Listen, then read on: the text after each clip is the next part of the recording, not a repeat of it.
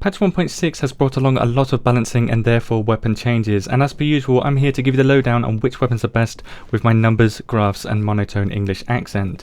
Now if that's not enough to get you moist, and it certainly gets me moist, how about I tell you about a little stealth nerf to our beloved M4s, or even why the Historian and Cassidy kind of suck in this patch. Or if you really don't care about any of that, you could just click this button to get a quick conclusion. The biggest changes in this patch are changes to exotic weapons, previously known as named weapons. However, I won't be listing every single exotic weapon change because a good portion of them are not worth mentioning. Starting with assault rifles, we're going to talk about the stealth nerf to M4s, which are located here in purple. These received a 4% nerf in this patch, which places them here. Not much of a nerf I know, as it pretty much didn't change anything at all for the ARs. The FAMAS on the other hand, which has been renamed the Bullfrog, got an 11% buff, placing it here, so it still kinda sucks, but this weapon did need a buff. If you remember one of my previous videos, I stated that the Urban MDR kind of sucked, but this patch, it received a 65% buff, and that is absolutely monstrous. So the Urban MDR now dominates in burst and sustained damage, making this exotic weapon actually an appealing prospect to farm, unlike most exotic items. Moving on to LMGs, not much has changed here, but what has changed is quite interesting. One of the more boring changes, however, is that the L86 has a 4% damage increase, like that's going to do anything. What is interesting though is that the two unique talents found on the Pecan and the Hungry Hog are pretty damn good. The Pecan talent will now give you 9 extra rounds in your next mag the next time you reload when you get a killing blow on an enemy, increasing its sustained damage at the cost of substituting a damage increasing talent. So the Pecan isn't as good as it once was for burst, but still holds its own as shown on this chart. The Hungry Hog on the other hand got a super powerful damage increasing talent that works in much the same way. Every time you get a killing blow, your damage is increased by 10%, stacking up to 50% maximum, but if you stop firing, you will lose the buff. Now because the Pecan talent doesn't have a maximum stack count like the Hungry Hog does, you can run around with a mag of many hundreds of rounds quite easily. So let's completely strip the reloads for the Pecan off of this chart, producing a straight line like this.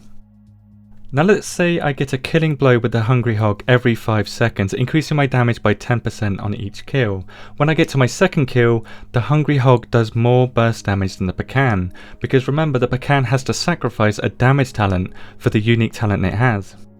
Therefore, the Hungry Hog is the best weapon for PvE out of the LMGs because getting 2 kills isn't too hard with this weapon, especially if you have the meticulous weapon talent because you will rarely need to reload. But even though the Hungry Hog is back on top for PvE, the Pecan is still a better choice for PvP if you're going to use an LMG. Marksmen Rifles have barely changed in this patch, but one weapon in particular got a buff so hard that many members of the community would probably say it's the best Marksman Rifle in the game right now. This weapon is the Historian, an M1A exotic weapon. What these members may not have realised is that the Historian has 25% less base damage than the weapon it's modelled after, the M1A, placing it here on our chart. Not very impressive. To be fair though, this is the Historian without its weapon talent, the most powerful weapon talent in the game in fact. 700% of your firearm stat is applied as damage to your target on each shot, boosting it up quite significantly close to the M1As and SVDs. Now because I'm using 5k firearms as a base value for these charts, you could argue that having 7k firearms would push the Historian above the M1As, but you'd be wrong. This blue line is the M1A with no weapon talent, so adding a 10% weapon talent shows the true gap between these two weapons. Not to mention the M1A scales 25% more than the Historian per point of firearm. Now because we compared the MDR to Marksmen Rifles in a previous video, I wanted to do it again to show you how the MDR stacks up against semi-automatic weapons now. So if we add the passive enemy armor damage bonus that comes with all assault rifles, the MDR is an impressive weapon in this patch to say the least. Moving on to shotguns, we have some nice additions to spice things up in this patch. The first is the damage buff of the Showstopper, turning it from this to this. Not much of a change, but the Showstopper does deserve a buff considering it's an exotic weapon.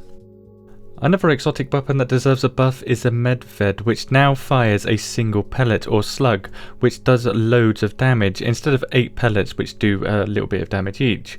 Due to this change, the Medved had its base damage reduced by 18%, making it much weaker than the SMGs and Super 90s, but it now has 7 more meters of optimal range and is a lot more accurate obviously. Still, that optimal range and accuracy is certainly not worth 18% less damage, so I'd give this one a miss. The final change to shotguns is a new Cassidy exotic weapon talent, fire both rounds in quick succession. This works out to be around 3 times faster than the original double barrel shotguns, so instead of taking 0.6 seconds to fire both shells, you can now take 0.2 seconds to fire both, with a 2.2 second reload time. However, if you get 4 pieces of Lone Star together and 2 Cassidy shotguns, you can reduce the 2.2 second reload to just 1 second by switching your weapon to the other Cassidy. Now, in theory this sounds great, but it's clunky to do and really clunky to do while moving. You have to use 4 fingers just to move and to shoot, so for PvP it's going to be difficult to use. You might be able to get used to it eventually, but I wouldn't recommend it. It's way too much effort for a small benefit, as you can see here.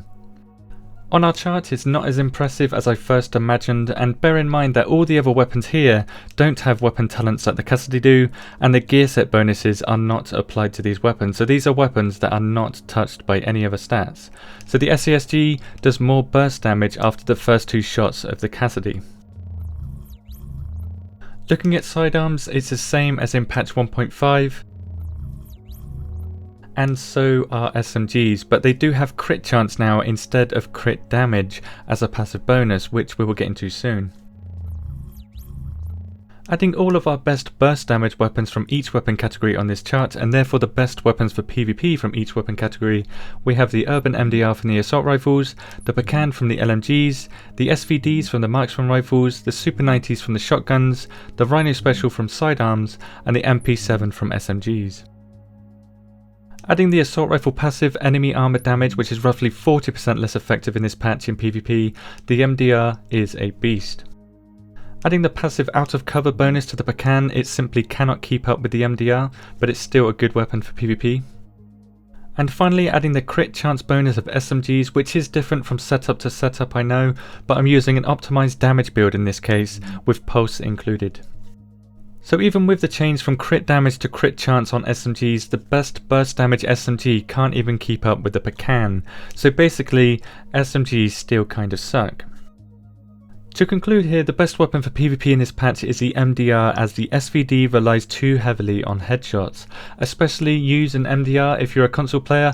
However, if you don't like the MDR, and I know that some people won't, the M4 isn't much worse.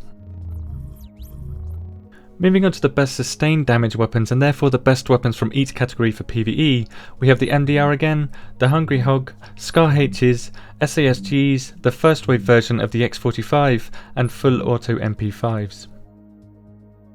Adding the passive bonuses again, we have the bonuses for the MDR, which is more predominant with enemy armor damage being better for PvE, the Hungry Hog, which is almost as good as the MDR, and the Struggling Little MP5, which is better for burst damage over the Hungry Hog initially, but quickly becomes worse in less than 5 seconds. Among these weapons, I would say that the MDR is probably the best weapon here, but if you like automatic weapons, certainly go with the Hungry Hog, as it's a beast in this patch. If you like snipers, obviously go with the Scar H, but any other weapon is it's not going to be as good, so you will feel the difference. In conclusion, the best weapons for PvP are the MDR, Pecan, SVDs, Super 90s, Rhino Special, and MP7. The best weapons for PvE are the MDR, the Hungry Hog, the Scar H's, SMGs, First Wave X45, and full auto MP5s, or PP19s if you want one of those. If you want my advice of which weapons to choose in this patch, for PvP go with the MDR and the M4, and for PvE go with the MDR and Hungry Hog. If you don't like the MDR, go with the M4 as it isn't much worse. If you're looking for an MDR, you can get them from survival caches, and if you're looking for a Hungry Hog, you can get them from killing bosses in the Dark Zone. The Dark Zone is a much safer place now if you're not a rogue. Thank you for watching, and a huge thanks to Shang for teaching me how to data mine the info used in this video.